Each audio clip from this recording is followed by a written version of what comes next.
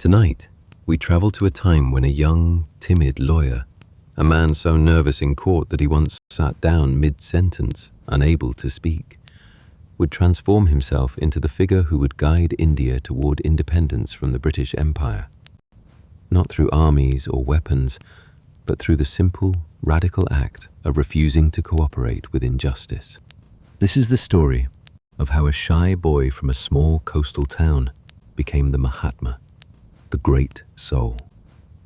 It begins on a cold railway platform in South Africa, where ancient Indian principles of truth and non-violence would become instruments of profound change. Our story begins on the sun-drenched shores of the Katiawar Peninsula, where on the 2nd day of October in the year 1869, in the coastal town of Porbandar on the western edge of India, a child was born into a family whose influence stretched back generations through the princely states of Gujarat. The Gandhi household stood in the shadow of the local ruler's palace, for Mohandas's father, Karamchand, served as the Diwan, the chief minister of Porbandar state.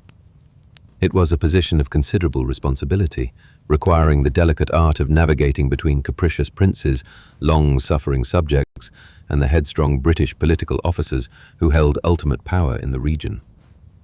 Karamchand had only an elementary education, yet he possessed the wisdom that comes from understanding human nature, from knowing when to speak and when to remain silent, when to yield and when to stand firm. The young Mohandas grew up in a household where religion permeated every aspect of daily life, where the boundaries between the sacred and the mundane dissolved like morning mist over the Arabian Sea. His mother, Putlibai, was a woman completely absorbed in devotion, dividing her time between home and temple, fasting frequently, wearing herself out in days and nights of nursing whenever there was sickness in the family. The Gandhi home was steeped in Vaishnavism, the worship of the Hindu god Vishnu, with a strong tinge of Jainism, that morally rigorous Indian religion whose chief tenets are non-violence and the belief that everything in the universe is eternal. Thus, young Mohandas took for granted ahimsa, non-injury to all living beings, vegetarianism, fasting for self-purification, and mutual tolerance between adherents of various creeds and sects. These childhood influences would later crystallize into a philosophy that would change the world, though the boy who absorbed them could not have known it then. The educational facilities at Porbandar were rudimentary. In the primary school that Mohandas attended, the children wrote the alphabet in the dust with their fingers, tracing letters that would vanish with the next breeze. When he was 7, his father left Porbandar to take charge as the Diwan of Rajkot, and the family moved to their ancestral home, Kaba Gandhi Nodello. Here, Mohandas proved to be a shy student who avoided interacting with his classmates, preferring the company of books to the rough games of other boys. He was an average academic performer with no interest in sports, unremarkable in every way that schools measure success. Yet something stirred within him when he encountered the Indian classics, especially the stories of Shravana and King Harishchandra. The tale of Harishchandra, the king who sacrificed everything, his kingdom, his family, his very freedom, rather than speak a single untruth, haunted the young Mohandas. He must have acted Harishchandra to himself countless times, imagining what it would mean to hold to truth, even when truth demanded everything. These stories planted seeds that would flower decades later into his philosophy of Satyagraha, truth force, though the boy who heard them was merely enchanted, not yet understanding that he was absorbing a way of being that would define his life. At the age of 13, while still in school, Mohandas was married to Kasturba Makanji, also 13, a common practice in India at that time. This arranged marriage, conducted according to the elaborate rituals of Hindu tradition, would evolve into a lifelong partnership in which Kasturba would become not merely a wife, but a fellow soldier in the struggle that lay ahead.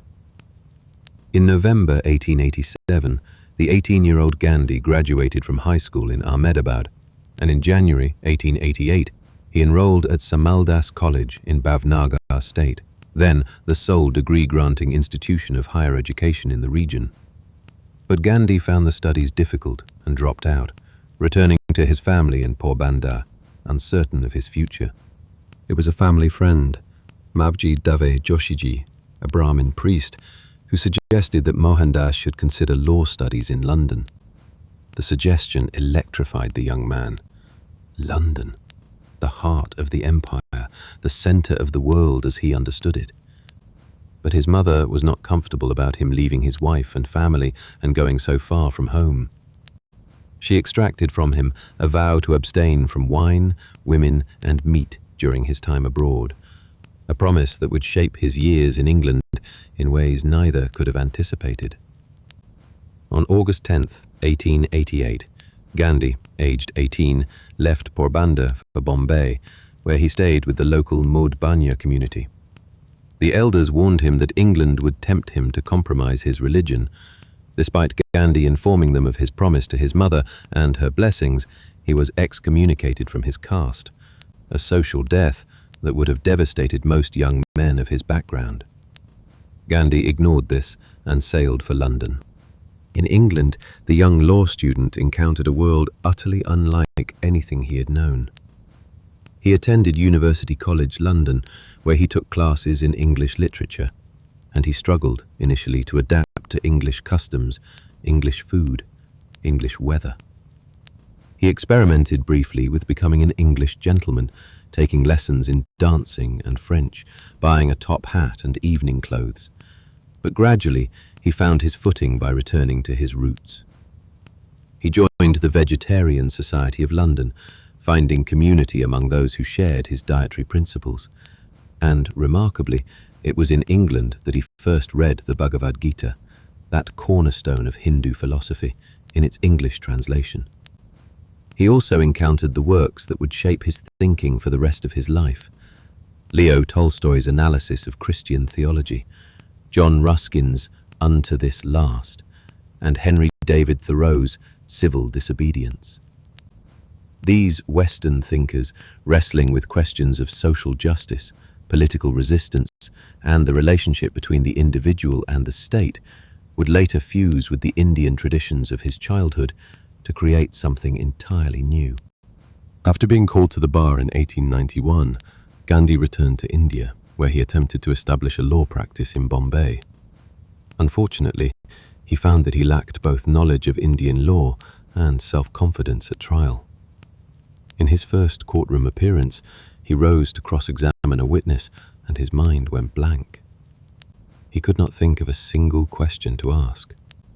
He sat down in humiliation, and his practice collapsed. He returned home to Porbandar, contemplating what seemed a bleak future. It was while he was in this state of uncertainty that a representative of an Indian business firm situated in the Transvaal, South Africa, offered him employment. A Muslim merchant in Kathiawar named Dada Abdullah needed a lawyer, preferably someone with Kathiawari heritage, to handle a legal dispute in South Africa. They offered a total salary of £105 plus travel expenses. Gandhi accepted, knowing it would be at least a one-year commitment. In April 1893, Gandhi, aged 23, set sail for South Africa.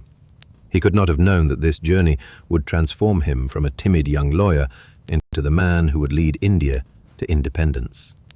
Gandhi spent 21 years in South Africa, and it was there that his political views, ethics, and philosophy took shape. The defining moment came just weeks after his arrival. On June 7, 1893, Gandhi was travelling by train from Durban to Pretoria on business. He had purchased a first-class ticket, as befitted a lawyer on professional duty.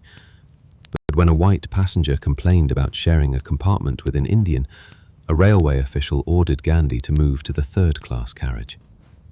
Gandhi refused, pointing to his valid ticket. At Pietermaritzburg station, police were called, and he was removed from the train. The young lawyer spent that night in the waiting room of the deserted railway station. It was June, winter in the southern hemisphere, and bitterly cold. Gandhi had no overcoat. His luggage had been confiscated along with his ticket. He sat shivering in the darkness, contemplating what had happened and what he should do. Should he return to India, to the safety of his family and the familiar humiliations of colonial rule? Or should he stay and fight for his rights and the rights of all Indians in South Africa? That cold night on the Pietermaritzburg platform marked a turning point in Gandhi's life. Gandhi chose to fight, and in doing so, he began to develop the philosophy and tactics that would eventually challenge not just racial discrimination in South Africa, but the entire edifice of British imperialism. The South Africa that Gandhi entered was a society with strict racial hierarchies, similar to other parts of the British Empire at that time. Gandhi's experience on the train was not an isolated incident, but part of a broader system of laws and customs that restricted the rights of non-European peoples across the colonial world. Gandhi soon mobilized Indians in Durban, and in 1894, the Natal Indian Congress was born to address the question of voting rights for Indians. He became its honorary secretary and the first Indian to be admitted as an advocate of the Supreme Court of Natal. When the Second Boer War began in 1899, Gandhi founded an ambulance corps of around 1,100 volunteers in support of the British, believing that demonstrating Indian loyalty would translate into better conditions for Indians. He and 37 other Indians received the Queen's South Africa Medal for their service. Yet his hopes were not realized. The British-Boer understanding after the war led to further restrictions on Indians in Transvaal. In 1903, Gandhi established Indian Opinion, a newspaper that published articles supporting greater civil liberties and rights for Indians. In 1904, influenced by John Ruskin's Unto This Last, he founded the Phoenix Settlement near Durban for communal living, an experiment in eliminating needless possessions and living in a society with full equality. He moved his newspaper and its workers to the Phoenix Settlement, along with his own family. This was the first of the ashrams that would become central to his vision of social transformation. The year 1906 marked a turning point. The Transvaal government promulgated a new act compelling registration of the colony's Indian and Chinese populations. The law required Asians to undergo fingerprint registration and carry identity certificates that officials could demand at any time. At a mass protest meeting held in Johannesburg on September 11, 1906, Gandhi adopted his still evolving methodology of Satyagraha, devotion to the truth, for the first time. Over 3,000 people attended, and they took a solemn pledge to resist the unjust law. The years that followed saw Gandhi refine his philosophy through struggle. In 1913, he launched the famous Rowlatt Satyagraha against the pass laws, the Registration of Marriages Act, the £3 tax, and restrictions on the movement of Indians. Women played a leading role in this protest, and Kasturba Gandhi, along with others, was sent to prison. Gandhi himself was imprisoned. Reports in India relating the arrests caused widespread concern, and the British government was compelled to negotiate. Gandhi was released to negotiate with General Jan Smuts over the Indian Relief Bill, a law that scrapped the £3 tax on ex-indentured workers. In January 1914, a provisional agreement was reached, and the main Indian demands were conceded. Before sailing for India, Gandhi sent a pair of sandals he had made in jail to General Smuts as a gift. Recalling the gift 25 years later, the general wrote, "I have worn these sandals for many a summer since then, even though I may feel that I am not worthy to stand in the shoes of so great a man." The honorific Mahatma, from Sanskrit meaning great-souled or venerable, was first applied to Gandhi in South Africa in 1914.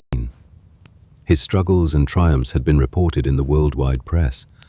By the time he reached home, he was a national hero.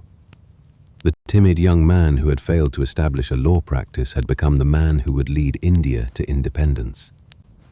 As Gandhi himself stated, South Africa was critical to his personal transformation. Satyagraha was born and evolved in South Africa before spreading to India and, eventually, the rest of the world.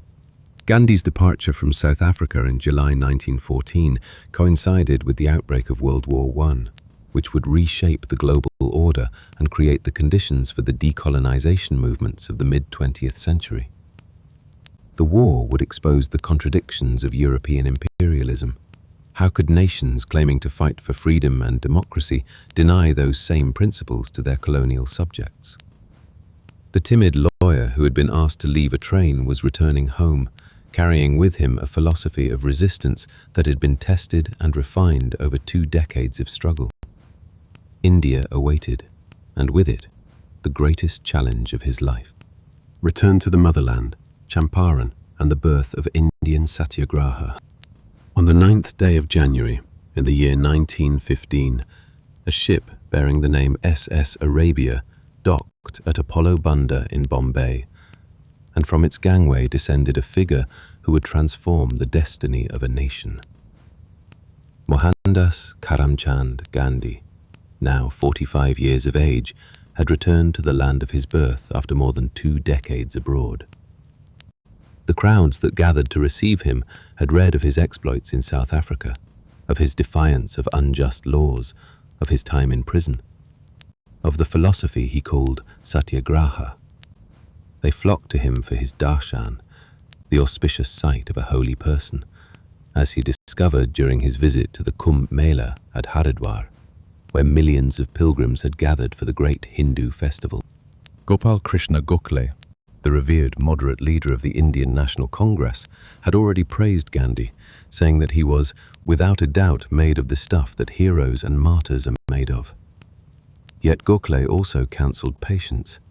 He advised Gandhi not to take a public stand on any political issue for the first year, to travel around the country, to see things for himself, to understand the India he had left as a young man. Gandhi, true to his methodical nature, agreed. The India to which Gandhi returned was a nation in ferment. The Great War had been raging in Europe for 5 months, and it would fundamentally reshape the global order. More than 1.3 million Indian soldiers and labourers would serve in the war, fighting on the Western Front in France and Belgium, in Mesopotamia, in East Africa, in Egypt, and in Palestine. Indian troops were among the first to face German gas attacks at Ypres in 1915. They fought in the brutal trench warfare of the Somme and Passchendaele. By the war's end, approximately 74,000 Indian soldiers would die, and another 67,000 would be wounded. India also contributed vast sums of money, over £100 million, to the British war effort, extracted through increased taxation that fell heavily on the already impoverished peasantry. The British government had promised that India's loyalty and sacrifice would be rewarded with greater self-government after the war. In August 1917, Secretary of State for India Edwin Montagu would declare that British policy was the gradual development of self-governing institutions with a view to the progressive realization of responsible government in India as an integral part of the British Empire. But that declaration lay in the future. For now, Gandhi spent his first year observing, learning, and establishing the foundation for his work. In May 1915, Gandhi established the Satyagraha ashram in Kochrab, near Ahmedabad in Gujarat. It was a spiritual retreat for him and his devoted band of followers from South Africa, similar to Phoenix Farm in South Africa. The ashram was built on principles that challenged the very foundations of Indian society. Gandhi invited untouchable families, whom he called Harijans, children of God, to live in the ashram. This was a radical act that shocked even his supporters. Wealthy patrons withdrew their financial support, and the ashram faced ruin. Gandhi was prepared to move the entire community to the untouchable quarter of Ahmedabad and live by manual labor. The crisis was resolved when an anonymous donor, later revealed to be the industrialist Ambalal Sarabhai, provided the funds to continue. In June 1915, Gandhi was awarded the Kaiser-i-Hind Gold Medal by Viceroy Lord Hardinge for his contribution to ambulance services in South Africa. He accepted the honour, though he would later return it in protest. In June 1917, the ashram was moved near the Sabarmati River in Ahmedabad and renamed Sabarmati Ashram. This modest community of whitewashed buildings and simple courtyards would become the nerve centre of India's freedom struggle. The daily rhythms of Sabarmati Ashram embodied Gandhi's vision of social transformation. The day began before dawn with communal prayers, the Bhagavad Gita recited as the first light touched the waters of the river. After prayers came communal labor, spinning, weaving, farming, cleaning. Gandhi insisted that all residents till the soil together, cook meals together, cobble shoes together, spin cloth together, and clean latrines together. This was revolutionary in a society where caste determined not only occupation, but the very possibility of physical contact. The food was simple: boiled moong dal, lightly seasoned with salt, turmeric, and ginger, served over plain rice, accompanied by fresh fruits. Gandhi believed that one should eat not to please the palate, but to sustain the body, never for satisfaction, but as a matter of duty. The heart of the ashram's material culture was the Udyog Mandir, the temple of industry, filled with the sounds of spinning wheels producing khadi. The charkha was not merely a tool for Gandhi, it was a spiritual discipline, an economic program, and a political symbol all at once. The first piece of hand-woven cloth was made in the Sabarmati Ashram during 1917-18. The coarseness of the cloth led Gandhi to call it khadi, a term derived from khadar, the word for handspun fabric. Gandhi would later make it obligatory for all members of the Indian National Congress to spin cotton themselves and pay their dues in yarn. In February 1916, Gandhi made his first major public appearance at the inauguration of Banaras Hindu University. In his speech, he criticized Indian nationalism as being elitist and not reflective of the masses. He expressed his desire to transform the nationalist movement into one that truly represented the broader Indian population, including the rural, poor, and marginalized communities. This marked the beginning of his efforts to make the freedom struggle more inclusive and rooted in the everyday lives of ordinary Indians. In December 1916, at the annual session of Congress held in Lucknow, he met Jawaharlal Nehru for the first time, a meeting that would shape the future of Indian politics. It was at this Lucknow Congress that Gandhi's path crossed with that of Rajkumar Shukla, a well-off agriculturist from the Champaran district in northern Bihar. Shukla had come to the Congress session with a single-minded purpose: to persuade Gandhi to visit Champaran and investigate the suffering of peasants under the indigo planters. Gandhi later confessed that he did not then know even the name, much less the geographical position, of Champaran, and he had hardly any notion of indigo plantations. But Shukla was persistent, following Gandhi around the country for months until the Mahatma finally agreed to visit. Champaran was a district in northwestern Bihar at the Himalayan foothills, its verdant fields stretching toward the distant blue haze of the mountains.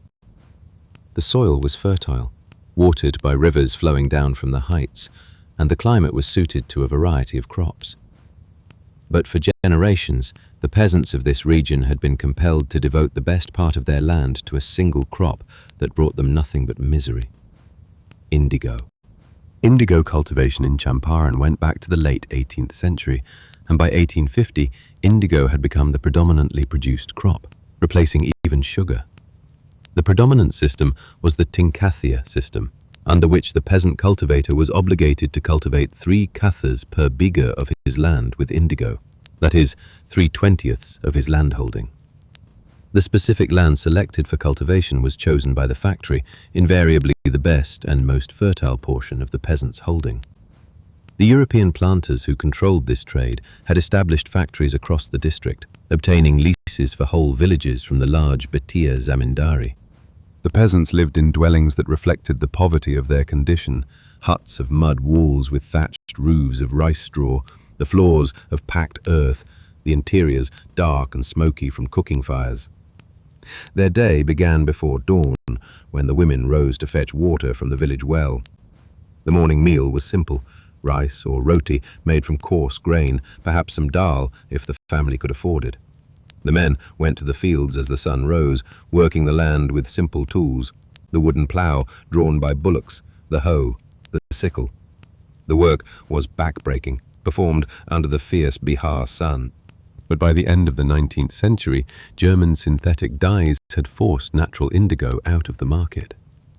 The European planters, eager to relieve cultivators of their obligation to grow indigo, tried to exploit the situation by securing increases in rent and other illegal dues as compensation for the release.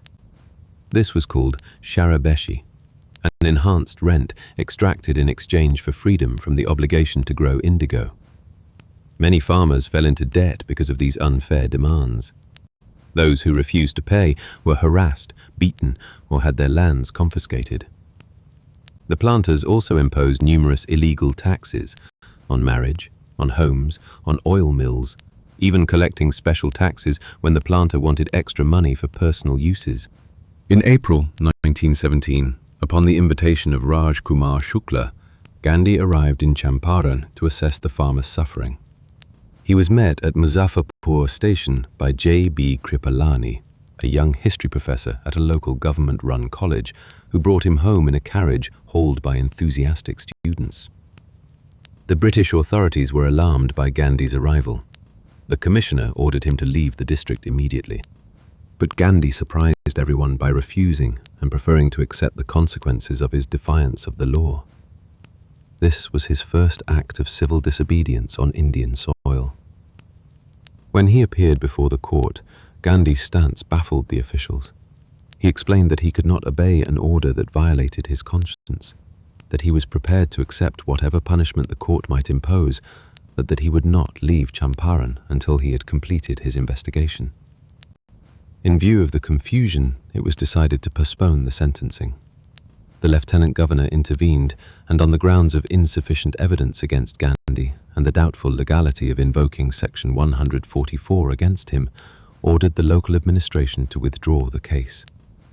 Moreover, he gave Gandhi permission to conduct the inquiry. The news that Gandhi had challenged the order to leave Champaran spread like wildfire. When it reached Ahmedabad, the legal fraternity of the Gujarat Club leapt to their feet and decided to have this brave man as the next president of their Sabha.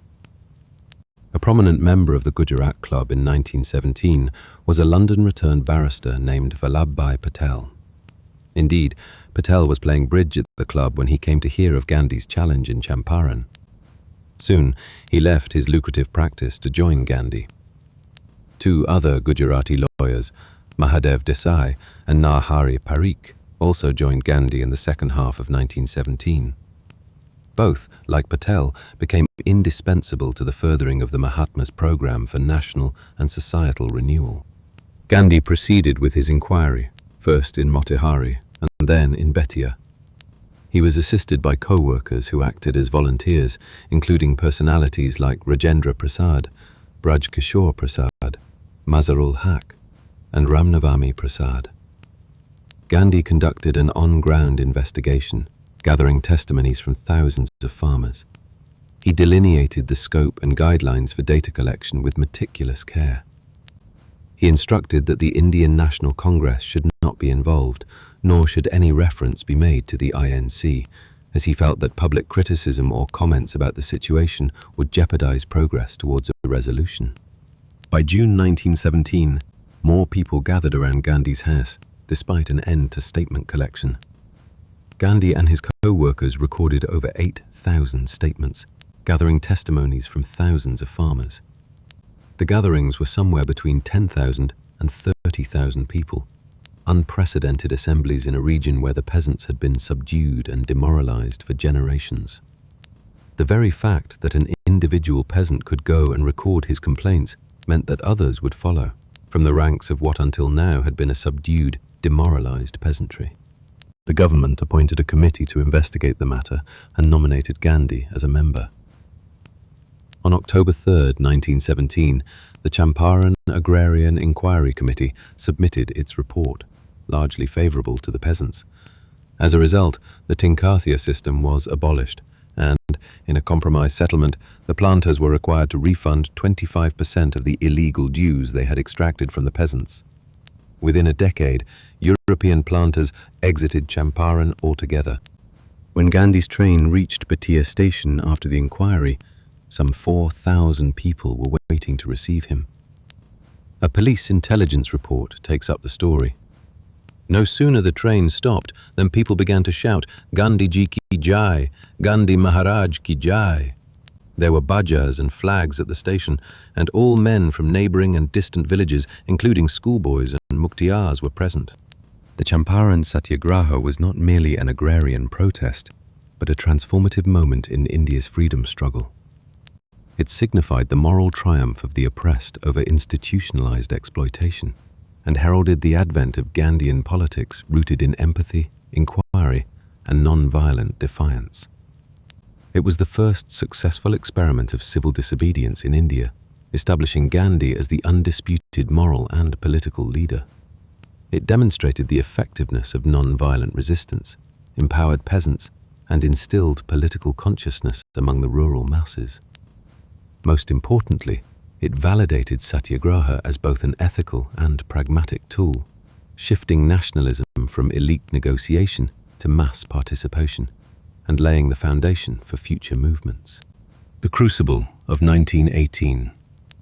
Khadi, Plague, and the Gathering Storm. The year 1918 dawned upon an India transformed by the crucible of the Great War. Heavy taxes, high prices, famines, and epidemics had made the life of the common people miserable. In Gujarat, the Khadi district was suffering from a catastrophic convergence of calamities: floods, famine, and an epidemic that swept through the villages.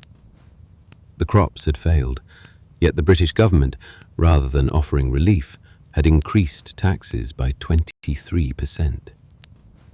The peasant patidar community of Khadi refused to accept this injustice. The global context of this moment was one of unprecedented upheaval. While Gandhi investigated peasant grievances in Gujarat, the Great War was entering its final, devastating year. The Russian Revolution of 1917 had overthrown the Tsarist regime and established the world's first communist state, sending shockwaves through the colonial world. Vladimir Lenin's denunciation of imperialism resonated with anti-colonial activists everywhere. The message was clear. The old order was crumbling, and a new world was being born. And then came the Spanish flu. The pandemic that swept the world in 1918 to 1920 affected millions worldwide, with India experiencing significant losses that compounded the hardships of war and famine. The pandemic struck in 3 waves, and the combination of war, disease, and political uncertainty created a sense of crisis that made change seem both necessary and possible. It was against this backdrop of suffering that the Khadi Satyagraha of 1918 was launched, Gandhi's second major campaign in India, begun just 7 days after the Ahmedabad mill strike. The movement was initially started by the peasants themselves with the help of a local leader, Mohandas Karamchand. It mainly involved the peasant patidar community, which later sought the leadership of Gandhi. When Gandhi arrived in Bombay in February 1918, he made the decision to personally investigate the suffering of peasants. While visiting the villages in Khadi with other Gujarat Sabha members, Gandhi discovered justification for the demand of the peasants to suspend revenue collection. The peasants had petitioned the colonial authorities for a reduction in land revenue for a year to reduce their suffering, citing the revenue code, which stated that remission should be granted to farmers if the yield was less than 1/4 of the normal period. The government rejected the petition. Getting no assurance from the government, Gandhi decided at a meeting of the Gujarat Sabha to resort to Satyagraha. In a meeting at Nadiad on March 22, 1918, Gandhi urged the volunteers to take a sacred pledge not to pay the assessment for the year, whether wholly or in part. He personally visited Khadi villages and urged Satyagrahis to uphold the promise. In Gujarat, Gandhi was chiefly the spiritual head of the struggle. He was assisted by the newly joined Sardar Vallabhbhai Patel and other local lawyers and advocates, Indulal Yagnik, Shankalal Banka, Mahadev Desai, Narhari Parikh, Mohanlal Pandya, and Ravi Shankar Vyas. They toured the countryside, organized the villages, and gave them political leadership and direction. The revolt was astounding in terms of discipline and unity. Even when all their personal property, land and livelihood were seized, a vast majority of Keda's farmers remained firmly united in support of Patel. The acrid smoke of burning foreign cloth rose from village squares as families committed to wearing only Swadeshi products. Gujaratis sympathetic to the revolt in other parts resisted the government machinery and helped shelter the relatives and property of the protesting peasants. Those Indians who sought to buy the confiscated lands were excluded from society. The Khadi Satyagraha became a great symbol of unity and discipline. The government finally sought to foster an honorable agreement for both parties. The tax for the year in question and the next would be suspended and the increase in rate reduced. People also worked in cohesion to return the confiscated lands to their rightful owners.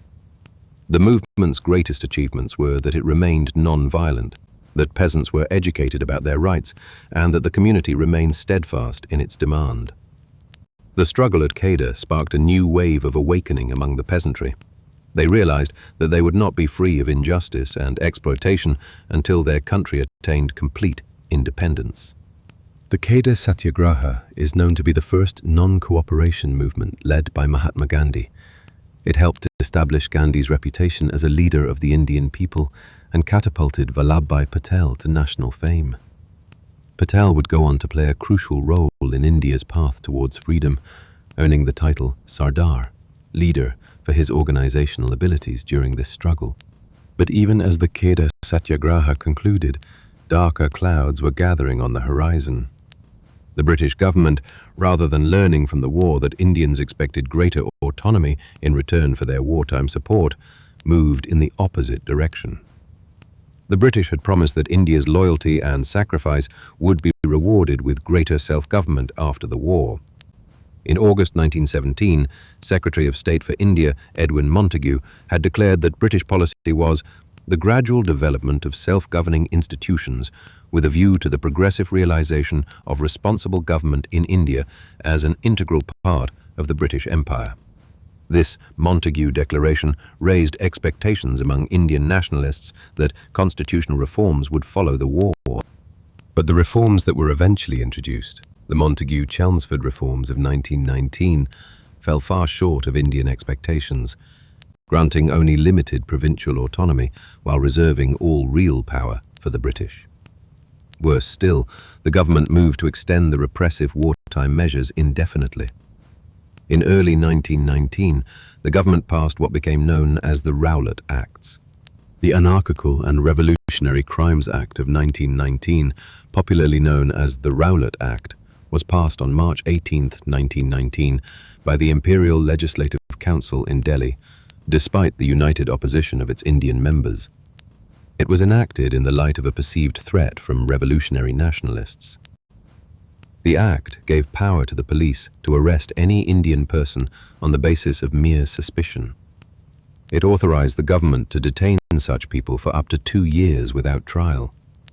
It empowered the police to search places without a warrant and placed severe restrictions on the freedom of the press. The Act was passed despite unanimous opposition from the Indian members of the council, all of whom resigned in protest, including Muhammad Ali Jinnah, Madan Mohan Malaviya, and Mazar-ul-Haq. Mahatma Gandhi, among other Indian leaders, was extremely critical of the Act and argued that not everyone should be punished in response to isolated political crimes. Gandhi and others thought that constitutional opposition to the measure was fruitless. So, on April 6th, a hartal took place across India. This was an event in which Indians suspended businesses, went on strikes, fasted, prayed, and held public meetings against the Black Act as a sign of their opposition. Gandhi bathed in the sea at Mumbai and made a speech before a procession to Madhav Baug Temple. The Rowlatt Act brought Gandhi to the mainstream of the Indian struggle for independence and ushered in the Gandhian era of Indian politics. Jawaharlal Nehru later described Gandhi's entry into the protests. His voice was somehow different from others. It was quiet and low, and yet it could be heard above the shouting of the multitude. It was soft and gentle, and yet there seemed to be steel hidden away somewhere in it. It was courteous and full of appeal, and yet there was something grim and frightening in it. The situation in Punjab was particularly tense. Michael O'Dwyer, the Lieutenant Governor of Punjab, enforced the Rowlatt Act more stringently in Punjab than in any other province. Indian leaders who might give anti-Rowlatt speeches were summarily arrested. The slightest hint of anti-British sentiment was met with administrative action. In Amritsar, peaceful anti-Rowlatt meetings were held as part of Gandhi's Satyagraha. On April 9, 1919, the Lieutenant Governor ordered the arrest of local leaders Dr. Saifuddin Kitchelu and Dr. Satyapal, two prominent leaders who were symbols of Hindu-Muslim unity. This sparked protests. On April 10th, demonstrations were held demanding the release of the two leaders. Punjab was put under martial law, which meant that it became unlawful for more than 4 people to assemble at a place. The global context of these events is crucial. The events of April 1919 occurred while the Treaty of Versailles was being negotiated in Paris.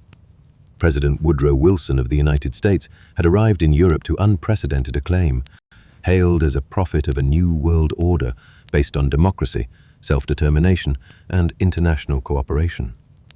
His 14 points had promised a free, open-minded, and absolutely impartial adjustment of all colonial claims. But the principle of self-determination was applied only to European peoples, not to the colonized peoples of Asia and Africa.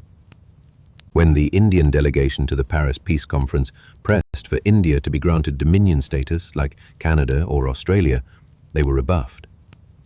The events of 1919 demonstrated the growing tension between Indian aspirations for self-governance and British colonial administration. April 13, 1919 was Baisakhi, a harvest festival popular in Punjab and parts of North India.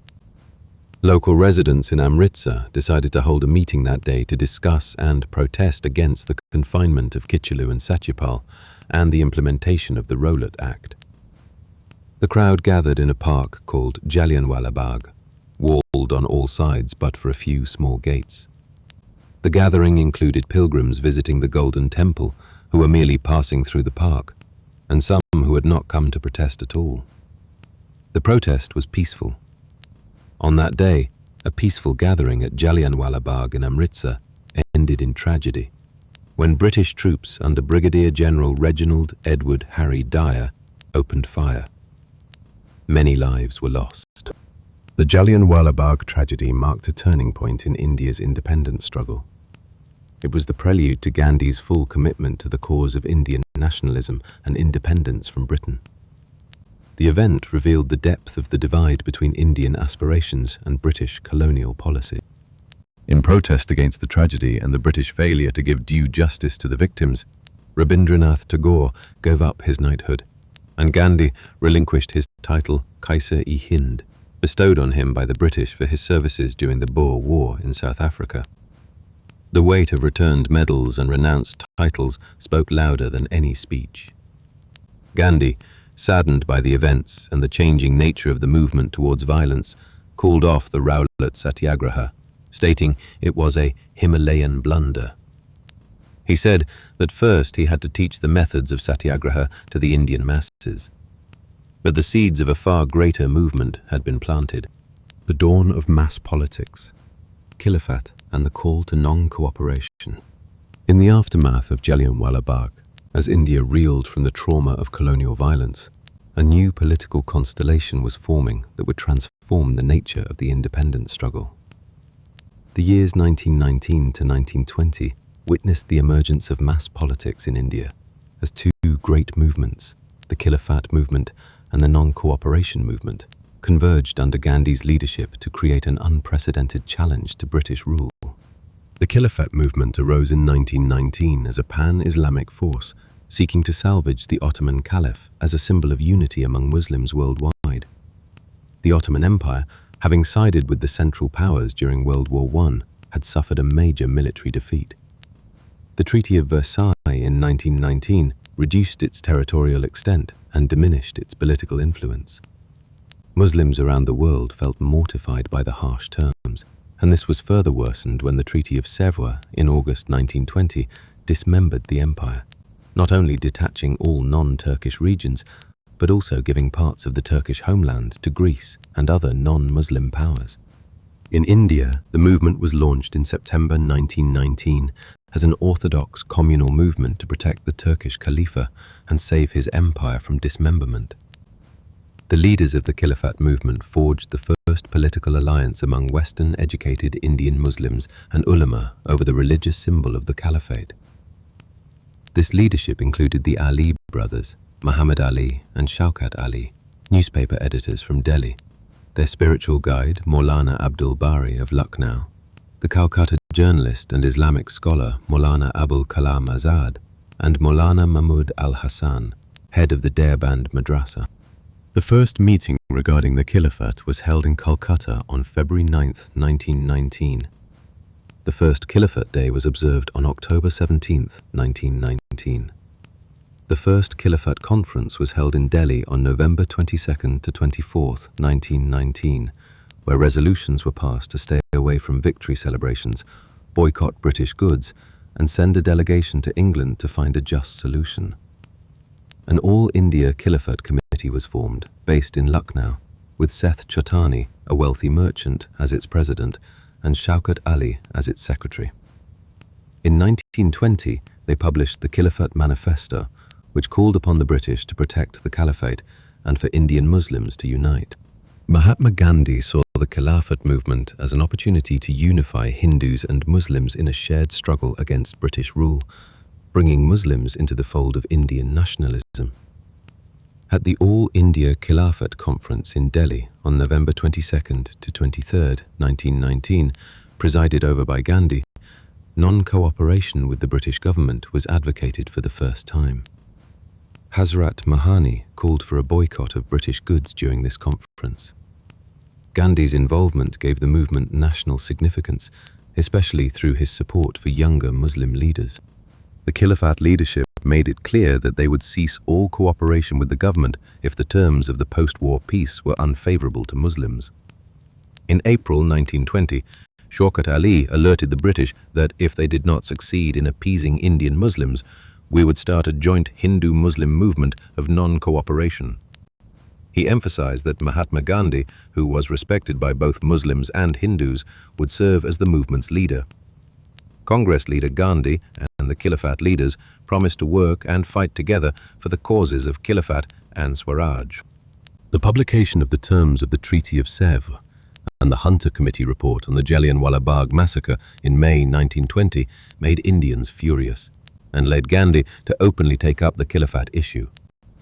From June 1 to 3, 1920, the Central Khilafat Committee met in Allahabad, with several leaders from Congress and Khilafat present. A program of non-cooperation with the government was announced. On August 31, 1920, the Khilafat Committee started a campaign of non-cooperation. Without prior consultation with the leaders of Congress, Gandhi announced on August 1, 1920, that the non-cooperation movement would begin the following day.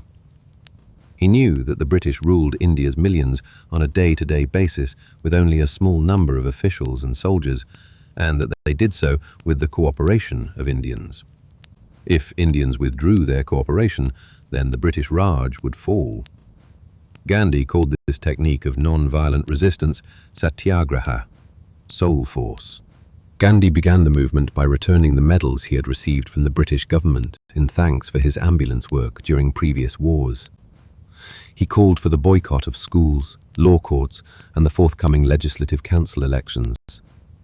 He asked Indians not to buy British-made goods and to surrender any titles and honorary offices the British had given them.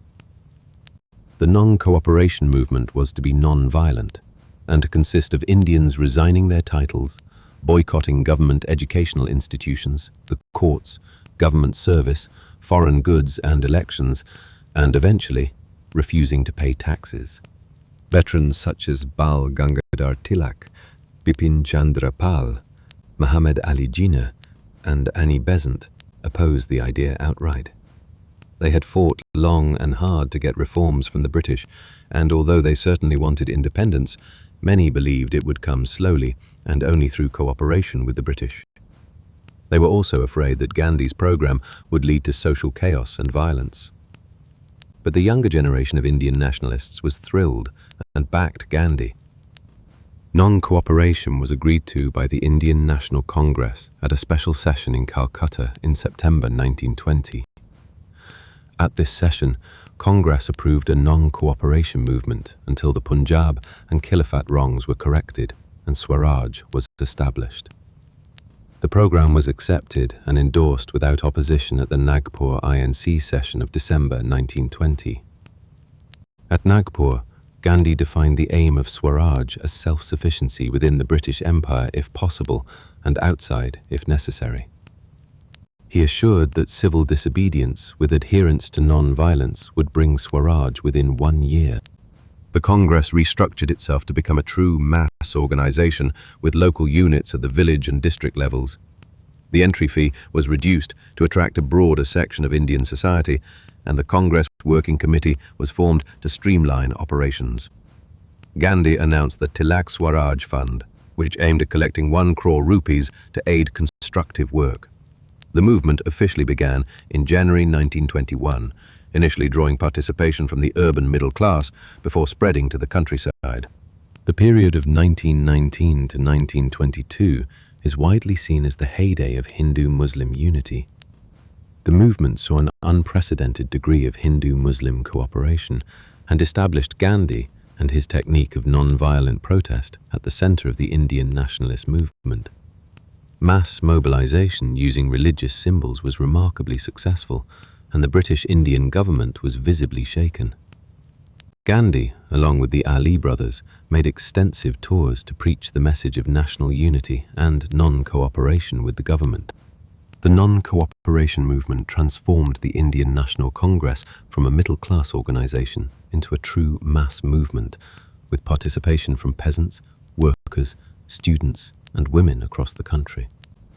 It instilled a new sense of confidence and fearlessness among Indians and made the idea of Swaraj a popular goal. The movement gave a significant boost to Indian-made goods and industries, particularly khadi, which became a symbol of national pride. The imports of foreign cloth fell drastically between 1920 and 1922. The crackle of bonfires consuming foreign cloth became a common sight across India. Families gathered their imported garments, the fine Manchester cottons, the machine-made muslins, and consigned them to the flames. It was a sacrifice that carried real economic cost, for these were not wealthy families discarding surplus. They were middle-class households destroying serviceable clothing as an act of faith. The flutter of Congress flags appeared in village squares, and the rhythmic whir of spinning wheels returned to homes that had long abandoned them. The khadi movement, which Gandhi had been developing since his return to India, now became central to the nationalist struggle. The spinning wheel was not merely a tool, but a spiritual discipline, an economic program, and a political symbol all at once. Every yard of hand-spun cloth was a small act of defiance. Every hour spent at the spinning wheel was an hour devoted to the cause of freedom. The movement demonstrated that political change could begin not in the halls of power, but in the homes of ordinary people, in the choices they made about what to wear and how to make it. The gendered dimensions of the movement were significant. Spinning had traditionally been women's work in India, and the revival of the charkha brought women into the nationalist movement in new ways. Women who might never attend a political meeting or join a procession could participate in the freedom struggle from their own homes, spinning yarn that would be woven into the fabric of resistance.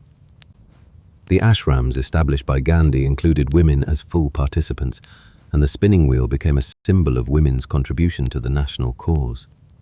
In December 1920, when Gandhi assured Swaraj within 1 year, the atmosphere of darkness prevailing in India transformed into an atmosphere of excitement for freedom. The launching of the non-cooperation movement raised the hopes and aspirations of people immensely. It was on this sense of betrayal after Jallianwala Bagh that Gandhi built his mass movement, which put a premium on breaking the laws made by the rulers. As the people began to willfully break the laws made by the state itself became illegitimate. The significance of the Khilafat movement lies less in its supposed pan-Islamism than in its impact upon the Indian nationalist movement. It saw an unprecedented degree of Hindu-Muslim cooperation and established Gandhi and his technique of non-violent protest at the center of the Indian nationalist movement. Under Gandhi's leadership, the Congress became a mass movement. Whatever the reason behind Congress's support for Khilafat, it succeeded in increasing participation of Muslims in the national movement and in mobilizing a large number of Hindus for Khilafat. By the end of 1920, India had been transformed. The timid lawyer who had failed to establish a practice in Bombay, who had been thrown off a train in South Africa, who had quietly investigated peasant grievances in Champaran, had now assumed leadership of the largest mass movement in Indian history. The roar of crowds chanting "Gandhi Maharaj Ki Jai" echoed at railway stations across the country as he traveled to spread the message of non-cooperation. The rise of Gandhi was complete. The struggle for independence had entered a new phase, one that would ultimately lead to the end of British rule in India. The roots of resistance, Swadeshi and the awakening of Bengal. To understand the full significance of Gandhi's non-cooperation movement, one must travel back to an earlier awakening, to the years 1905 to 1911, when the partition of Bengal ignited a fire of nationalist sentiment that would smolder for decades before bursting into the conflagration that Gandhi would lead.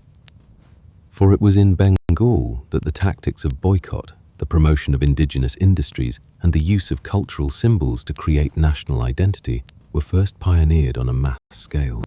In the waning years of the 19th century and the dawning of the 20th, the vast subcontinent of India stirred beneath the weight of British imperial rule, and nowhere was this stirring more pronounced than in the fertile, river-laced province of Bengal.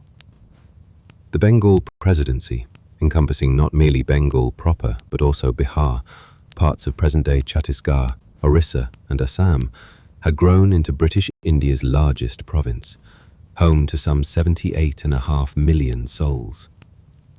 For decades, British officials had maintained that this immense territory created difficulties for effective administration. Yet beneath these administrative justifications lay deeper currents of imperial strategy. The architect of this momentous transformation was George Nathaniel Curzon, the Marquis Curzon of Kedleston, who served as Viceroy of India from 1898 to 1905. Lord Curzon, a man of formidable intellect and equally formidable arrogance, had dismissed the Indian National Congress in 1900 as an organization tottering to its fall. He could not have been more mistaken.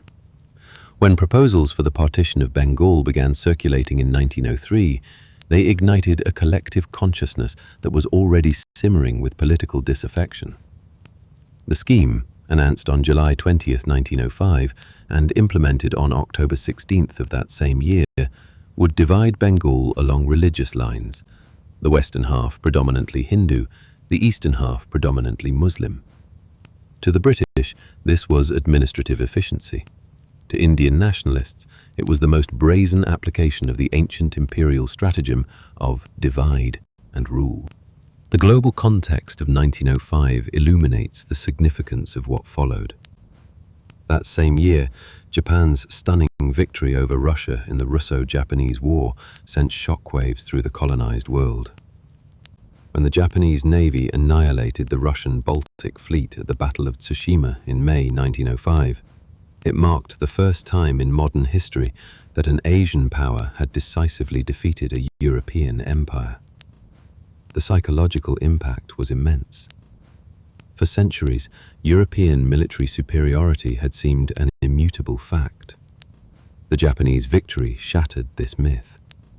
If Japan, a nation that had only emerged from feudalism in 1868, could defeat Russia, then European dominance was not ordained by nature or providence, but was contingent, vulnerable, subject to challenge.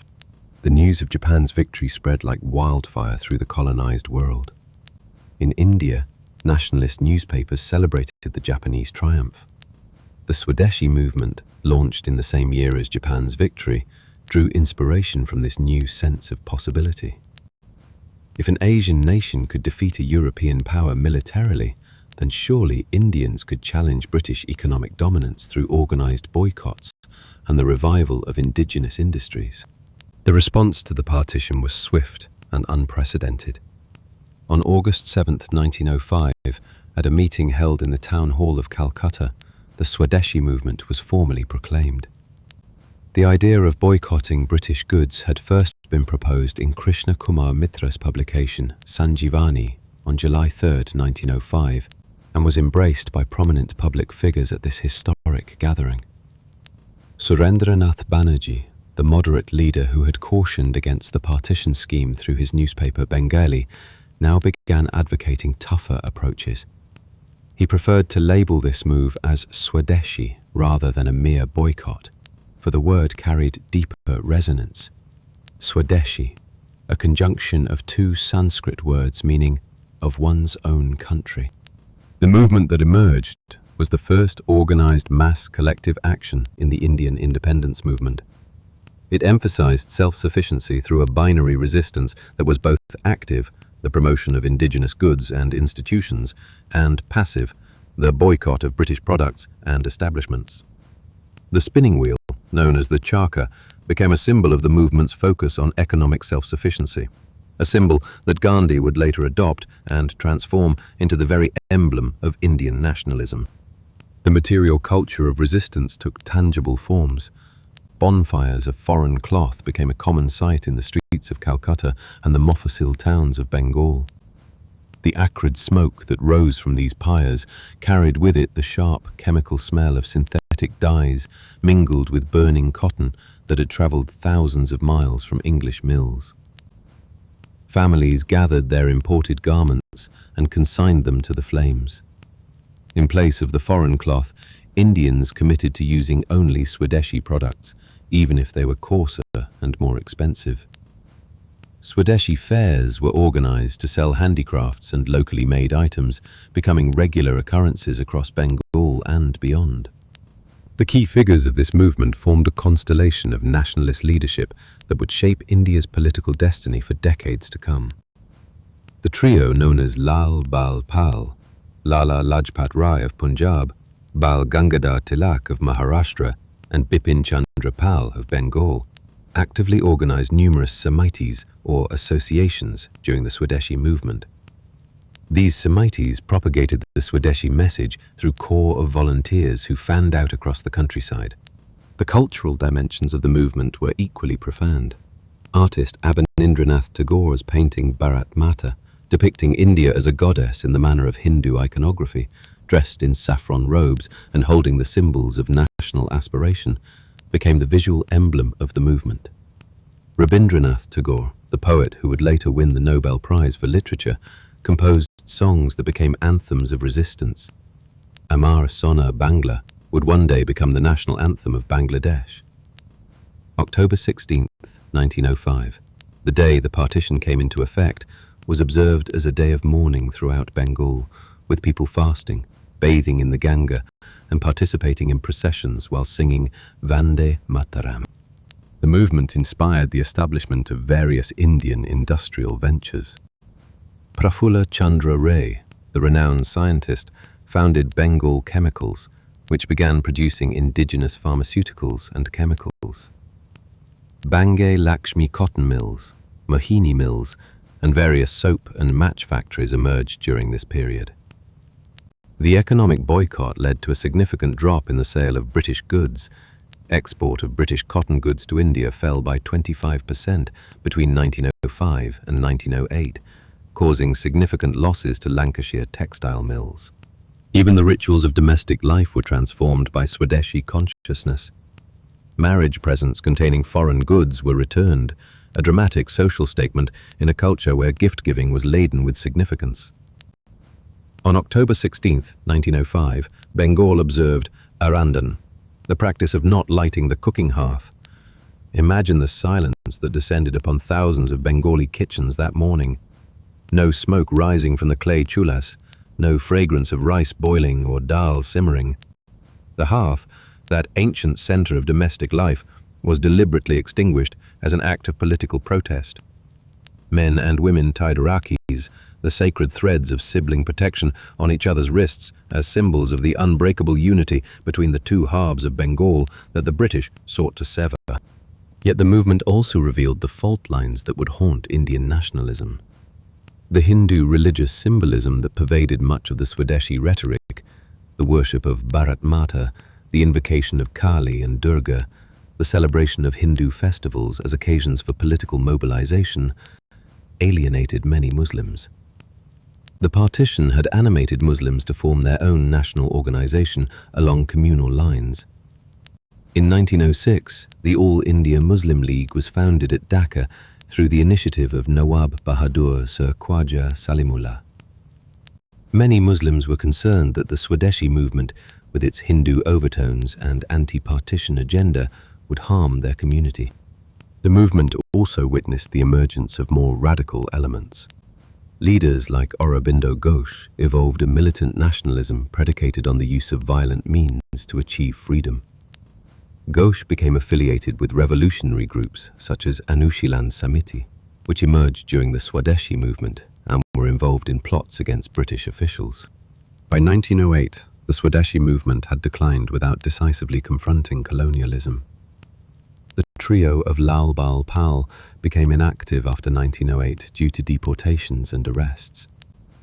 The Surat session of the Indian National Congress in 1907 witnessed a split between the moderates and extremists. Yet the movement's legacy was immense. It had revitalized the Congress, which Curzon had so dismissively written off. It had demonstrated that Indians could organize mass resistance, and it had planted seeds of self-reliance and national consciousness that would flower in the decades to come. The authorities, unable to end the protests, finally assented to reversing the partition. Bengal was reunited by the British government in 1911, the year that the capital was shifted from Calcutta to Delhi. But the Bengali Muslims, having benefited politically and economically from partition by forming the majority population in the eastern half, were angry and disappointed. The seeds of future communal discord had been sown. As the historian Dennis Judd wrote, Curzon had hoped to bind India permanently to the Raj. Ironically, his partition of Bengal and the bitter controversy that followed did much to revitalize Congress. Curzon, typically, had dismissed the Congress in 1900 as tottering to its fall.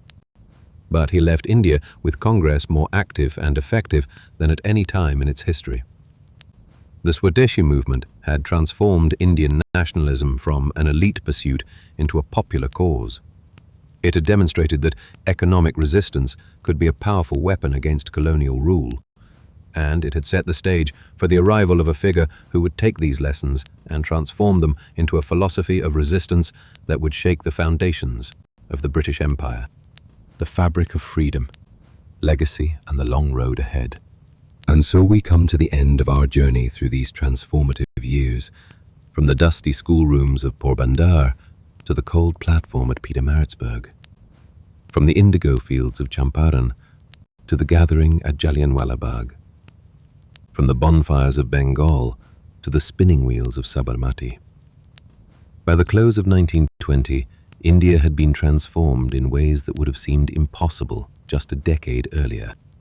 The man who had returned to India in 1915 as a hero of the South African struggle had become something more. The Mahatma, the great soul, the leader of the largest mass movement the world had ever seen. Gandhi had taken the scattered threads of Indian nationalism, the economic resistance of the Swadeshi movement, the religious fervor of the Khilafat agitation, the peasant grievances of Champaran and Kheda, the outrage over the events in Amritsar, and woven them into a single fabric of resistance. The philosophy of Satyagraha, born in the crucible of South African discrimination and refined through the struggles of Gujarat and Bihar, had proven itself as both an ethical and pragmatic tool. It had demonstrated that non-violent resistance could extract concessions from the most powerful empire the world had ever known. It had shown that ordinary people, peasants, workers, women, students, could participate in the freedom struggle, that nationalism need not be confined to the educated elite, but could become a popular cause embracing millions. The material culture of this transformation was visible everywhere. The spinning wheel, which Gandhi had introduced as a spiritual discipline and an economic program, had become the very symbol of Indian nationalism. The soft whir of the charkha could be heard in homes across the country as families committed to wearing only khadi. The rough texture of hand-spun cloth, coarser than the smooth Manchester cotton but imbued with meaning, became a badge of patriotism. Rich and poor alike adopted the simple garment, and the imports of foreign cloth fell dramatically.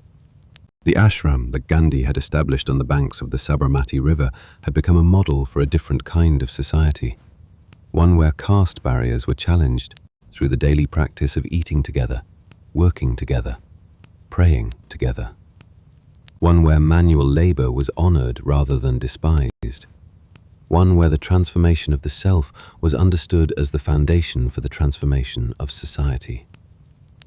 The whitewashed walls of Sabarmati, the simple meals of dal and rice, the evening prayers where Hindu, Muslim and Christian scriptures were read side by side, all of this embodied a vision of India that transcended the divisions the British had exploited for so long. The Hindu-Muslim unity that characterized the period of 1919 to 1922 represented the high watermark of communal harmony in the independence struggle. Gandhi's support for the Khilafat movement had brought Muslims into the nationalist fold in unprecedented numbers. The Ali brothers, who had once been suspicious of the Hindu-dominated Congress, now toured the country alongside Gandhi, preaching the message of unity and non-cooperation. The sight of Hindu and Muslim leaders sharing platforms, of crowds chanting slogans that invoked both Hindu deities and Islamic principles, seemed to promise a future in which India's religious diversity would be a source of strength rather than division. Yet even as we celebrate these achievements, we must acknowledge the challenges that would emerge in the years to come.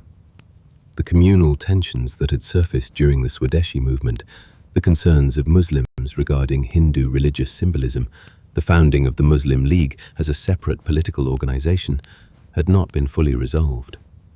The unity of 1920 would face new tests. The Khilafat movement would lose its central cause in 1924 when Mustafa Kemal Ataturk abolished the Ottoman Caliphate, and the bonds that had brought Hindus and Muslims together would require constant renewal and care. The non-cooperation movement itself would be suspended in February 1922 after an incident at Chauri Chaura departed from the principles of non-violence. Gandhi, deeply troubled by this turn of events, called off the movement despite being on the verge of what many believed would be victory. His decision was controversial. Many felt that he had withdrawn at the moment of greatest promise, but it was consistent with his philosophy. For Gandhi, the means were as important as the ends. A freedom won through violence would be no freedom at all. The years that followed would see Gandhi imprisoned, released, and imprisoned again. They would see new movements, the Salt March of 1930, the Quit India movement of 1942, each building on the foundations laid in these early years. They would see the gradual weakening of British resolve as the empire that had seemed invincible in 1919 found itself exhausted by World War II and unable to maintain its grip on India. And they would see, finally, the achievement of independence in 1947 as two new nations emerged from the long journey towards self-determination. But all of that lay in the future. In 1920, as the non-cooperation movement gathered momentum, Indians dared to dream of freedom. The railway stations where Gandhi arrived were thronged with crowds chanting his name. The village squares, where Congress flags fluttered, witnessed gatherings that would have been unthinkable a decade earlier. The homes, where spinning wheels whirred, were participating in a revolution that operated not through violence, but through the transformation of daily life. The sensory world of colonial India, the call of steam whistles and the coal smoke haze of railway platforms, the golden glow of turmeric pyramids in the spice bazaar, the metallic shimmer of temple bells and the thick fragrance of incense. This world was being transformed by political consciousness. The ordinary acts of daily life, what to wear, what to buy, where to send one's children to school, had become political acts. The personal had become political, and the political had become personal. Gandhi's genius lay in his ability to speak to this world in its own language, to use its symbols and rituals for new purposes. The spinning wheel was not merely a tool, but a sacred object, its use a form of prayer. The fast was not merely a political tactic, but a religious discipline, drawing on centuries of Hindu and Jain tradition. The march was not merely a demonstration, but a pilgrimage, imbued with the sanctity of the countless pilgrimages that had crisscrossed India for millennia. Consider the daily rhythm of life at Sabarmati Ashram, which had become a template for communities across India. The day began before dawn, with the soft chime of a bell calling residents to morning prayers. In the pale light, figures wrapped in white khadi would gather in the open courtyard, sitting cross-legged on the cool earth. The prayers drew from multiple traditions, verses from the Bhagavad Gita, passages from the Quran, hymns from the Christian tradition, woven together in a tapestry of spiritual unity. Gandhi himself would often lead these sessions, his thin voice carrying across the still morning air. After prayers came the work of the day. Everyone participated in manual labor, regardless of their background or education. Lawyers swept floors, professors cleaned latrines. The daughters of wealthy merchants learned to card cotton and spin thread.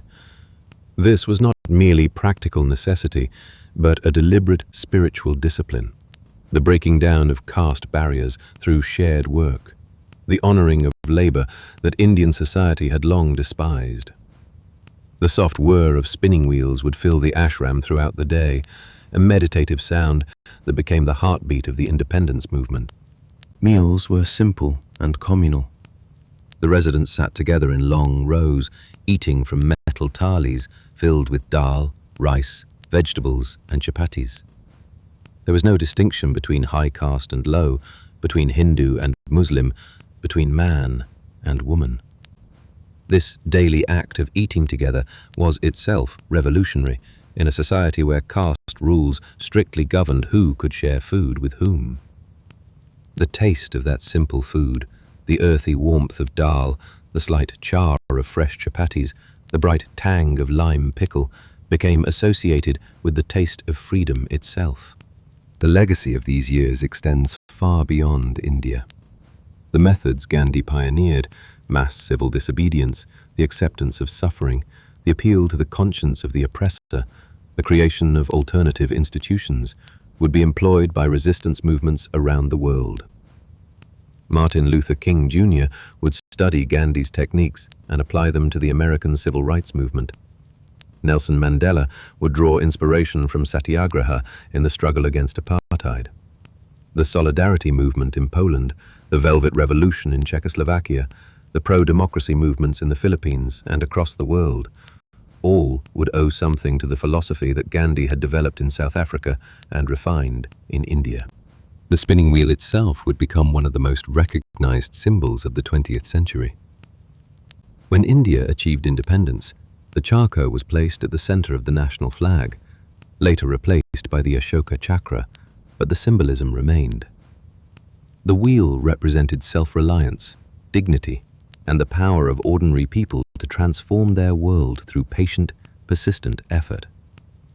It represented the belief that freedom was not something to be granted by rulers, but something to be woven, thread by thread, by the people themselves. And so, as we bring this chapter of our story to a close, let us remember what was achieved in these years. A timid young lawyer who could not speak in court became the leader of the largest mass movement in history. A philosophy of resistance was developed that would change the world. A nation of hundreds of millions began to imagine itself as free. The road ahead would be long and winding, marked by setbacks as well as triumphs. But the foundation had been laid. The spinning wheels continue to turn even now in the ashrams and villages of India. The khadi cloth that was once a symbol of resistance has become a symbol of national identity. The principles of Satyagraha, truth force, soul force, remain relevant in a world still seeking justice and understanding. And the story of how a small man in simple clothes inspired millions through the power of non-violent resistance continues to move those who work for peace and dignity everywhere. As you drift towards sleep, carry with you the image of those spinning wheels, turning slowly in the evening light of Sabarmati, the soft whir a meditation and a prayer. Carry with you the voices of the crowds chanting Gandhi Maharaj Ki Jai at railway stations across India. Carry with you the knowledge that ordinary people, acting together with courage and discipline, can shape the course of history. And as the years passed, and as the decades unfolded, the seeds planted in these early years would flower into the independence that came at last in 1947. But that is a story for another night. For now, let the gentle rhythms of this narrative carry you toward rest, toward dreams, toward the peace that comes from knowing that patient effort and steadfast principle can move the world. Good night, and may your dreams be filled with the quiet courage of those who dare to imagine a different world.